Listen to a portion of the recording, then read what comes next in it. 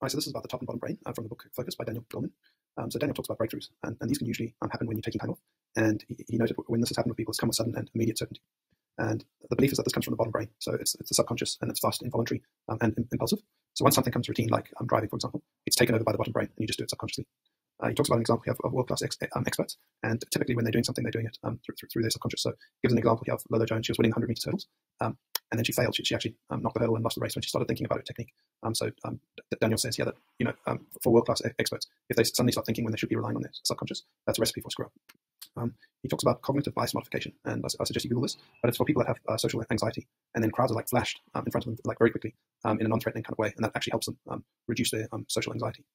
He talks about hijacks to our attention, and then how long it takes for us to calm down is our top brain. So our top brain is slower, voluntary, effortful, and it is what leads to self-control, and it can learn and can be strengthened. He talks about digital overload wearing out of self-control, and then he talks about a link to obesity rising in the US with the advent of computers. So he does suggest that emotional resilience can be strengthened with practice. So that's everything I have about the top and bottom brain. Carry on watching to see the next chapter in Daniel's book.